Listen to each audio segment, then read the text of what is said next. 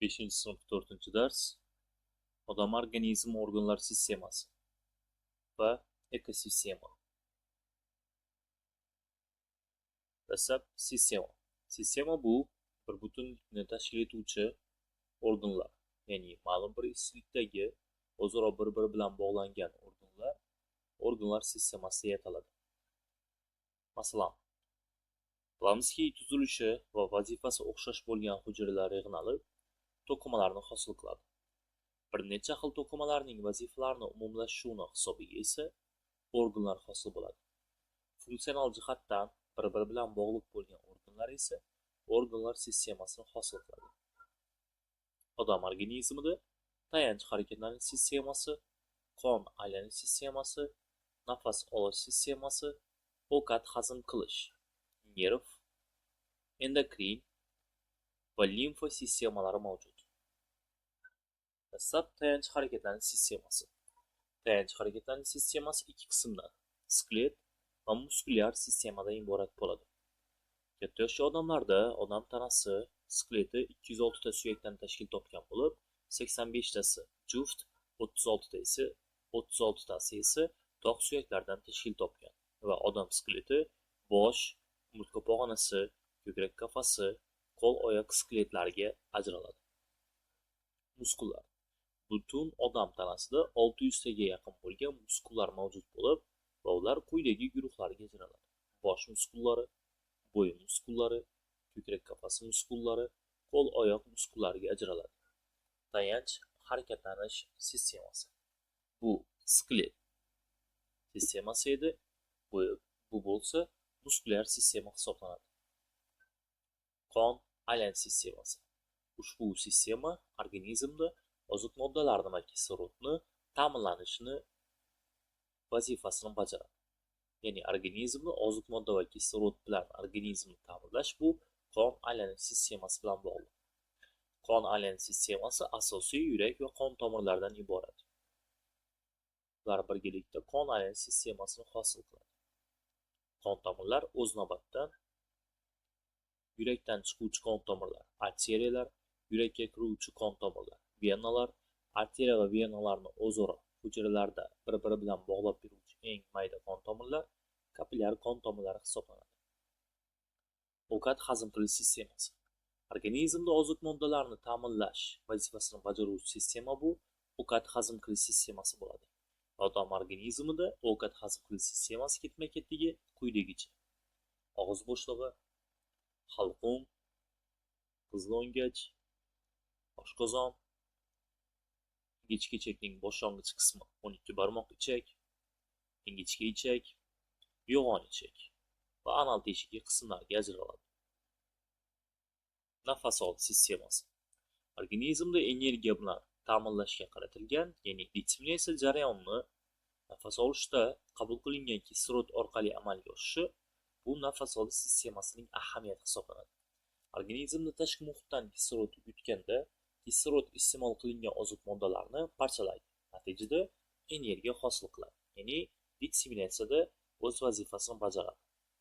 Nafas olish sistemasi, burun bo'shlig'i, hiqildoq, kekerdak, bronxlar, o'pka va qo'shimcha muskullar, ya'ni ko'krak muskullari, qorin muskullari, bo'yin muskullari va diafragma muskullaridan iborat bo'ladi.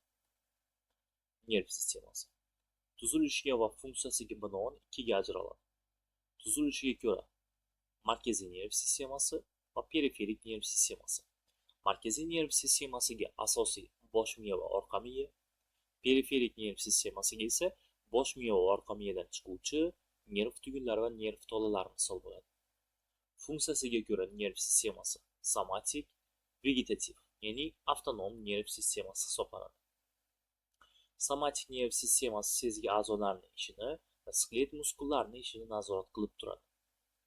Avtonom, ya'ni vegetativ nerv sistemasi nomiga mutanosib organizmlarda ichki a'zolarning ishini boshqarishi va sekretsiya bezlarini avtomatsiyasini ta'minlaydi. Endokrin sistemasi. Bu sistema nerv sistemasi kabi odam organizmini boshqarishda ishtirok qiladi. Bu sistema qonga chiqariladigan sekretsiya suyuqligi, ya'ni gormonlar orqali organizmni nazorat qiladi. Ya'ni nerv sistemasi singari organlar ishini kuchaytiradi yoki susaytiradi.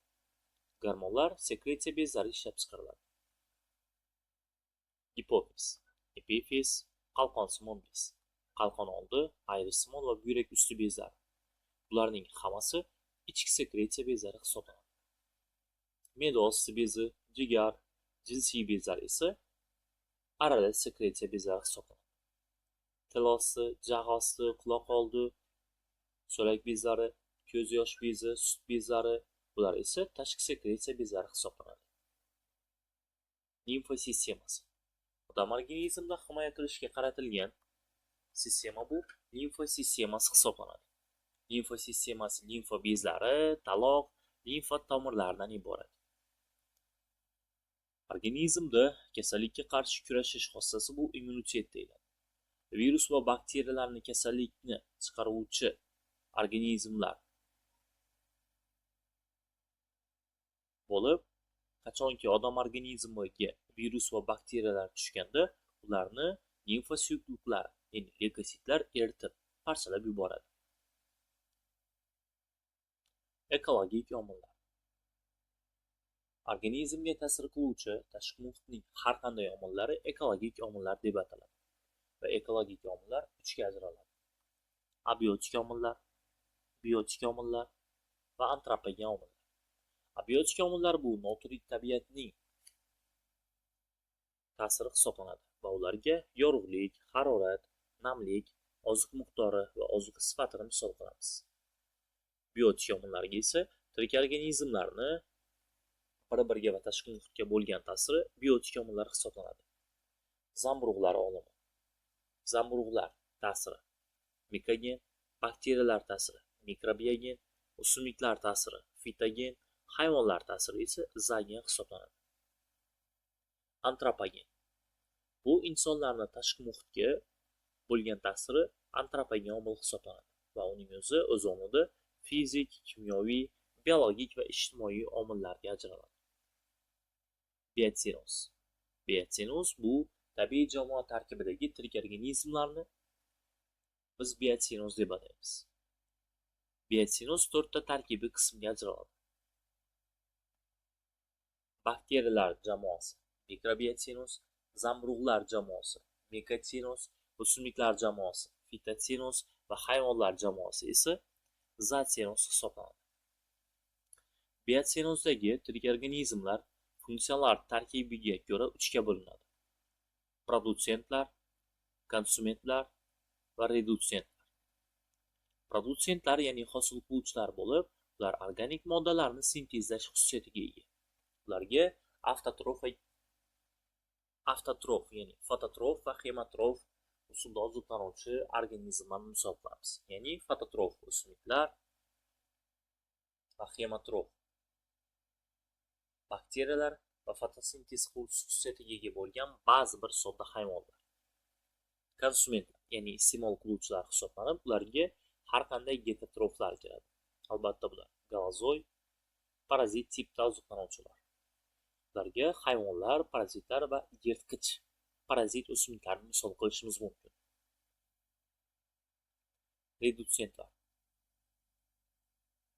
Redutsentlar ya'ni parchalovchilar hisoblanib, ularning yana bir nomi destruktorlar deya ataladi. Ular o'lgan tirik organizmlarni parchalash vazifasini bajaradi. Ular chirituvchi bakteriyalar va zamburug'lar, ya'ni saprofit bakteriya va zamburug'lar redutsentlar, ya'ni destruktorlar hisoblanadi. Oziq zanjiri. O'zidan oldingisini yeb, keyingisiga oziq bo'ladigan, o'zaro bir-biri bilan bog'langan biotsinoz ketma-ketligi zanjir oziq zanjiri deyiladi. Oziq zanjiri quyidagicha tuziladi. Dastlab asosan produtsent ya'ni avtotrof organizm, uni esa iste'mol qiluvchi konsument iste'mol qiladi. Konsument va produtsentlarning organik qoldiqlarini esa redutsentlar yana qaytadan mineral moddalarga hosil qilib tuproqqa aralashtiradi. Misol tariqasidan ketma-ketlik ozuqa zanjiri shu joyda. O'simlik chigirtka, qurbaqa, ilon, burgut va bu barcha tirik organizmlarning organik qoldiqlari, murdalari va axlatlarini esa saprofit bakteriya va zamburug'lar parchalaydi. Muhofaza qilinadigan hududlar: qo'riqxonalar, buyurtmaxonalar, milliy bog'lar, tabiat yodgorliklari. Ularning barchasi muhofaza qilinadigan hududlar hisoblanadi. Ularning ichida to'liq muhofazaga olingan hudud bu qo'riqxonalar. Qo'riqxonalarga Chotqol davlat biosfera qo'riqxonasi, Nurota tog' yong'oq qo'riqxonasi, Zomin davlat qo'riqxonasi, Zarafshon davlat qo'riqxonasi, Surxon davlat qo'riqxonasi, Hisor davlat qo'riqxonasi, Kitob davlat geologiya qo'riqxonasi, Qizilqum davlat qo'riqxonasi va boshqalar Bodoy-To'g'ay qo'riqxonalarini misol qilishimiz mumkin. Tabiat yodgorliklari: jonli va jonsiz tabiatni yaratgan noyob joylar. Mamlakatimizda 400 dan ortiq bo'lgan tabiat yodgorliklari mavjud. Sharsharalar, buloqlar, daralar va daraxtlar. Ularning barchasi tabiat yodgorliklari vazifasini o'tay oladi. Masalan, qadimgi odamlar qoldiqlari topilgan teshik tashqori yoki ibtidoiy odamlar yashagan Obir Rahmat g'ori, bular ham tabiat yodgorliklari hisoblanadi. Xo'jakentdagi qoya tashlariga chizilgan rasmlar ham shu tabiat yodgorliklari qatorida. Buyurtmaxonalar, ya'ni zakazliklar. Qo'riqxonalardan farqli o'laroq ma'lum bir vaqt oralig'ida hayvonlarni ovlashga ruxsat berilishi mumkin.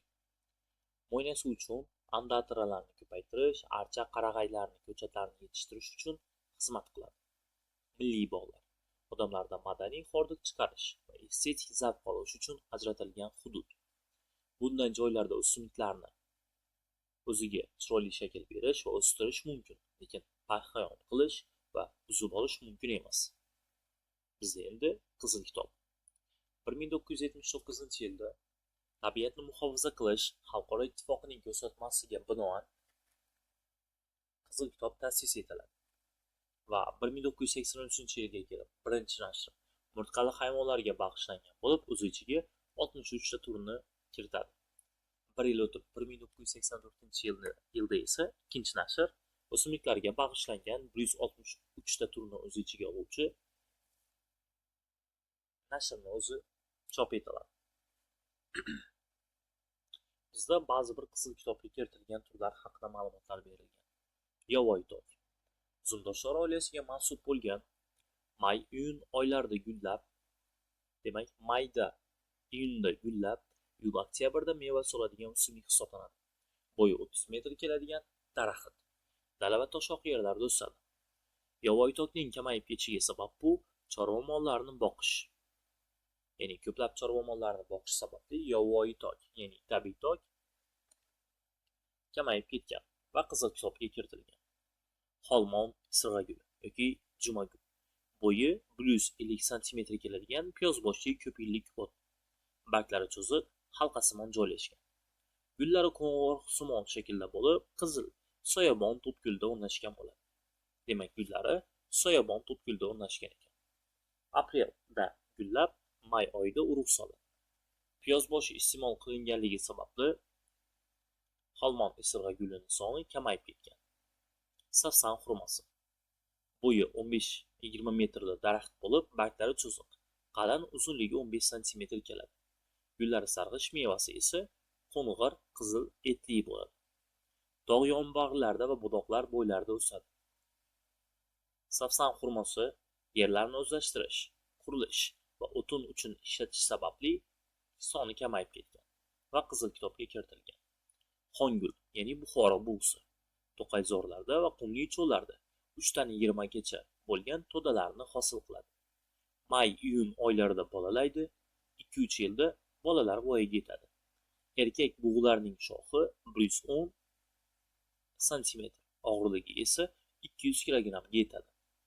To'qaylarning qisqarishi va brakonyerlik tufayli soni kamayib ketgan. Yo'rg'a tuvaloq. Cho'l sharoitida yashashga moslashgan, suvsizlikka chiday oladigan qush hisoblanadi. yaxshi uchadi. Tog' etaklarida, maysazorlar va yarim cho'llarda yashaydi. Aprel-may oylarida 2-3 ta tuxum qo'yadi va polaponlari esa iyun-iyul oylarida ucha boshlaydi. Shu bilan dars o'z nihoyasiga yetdi.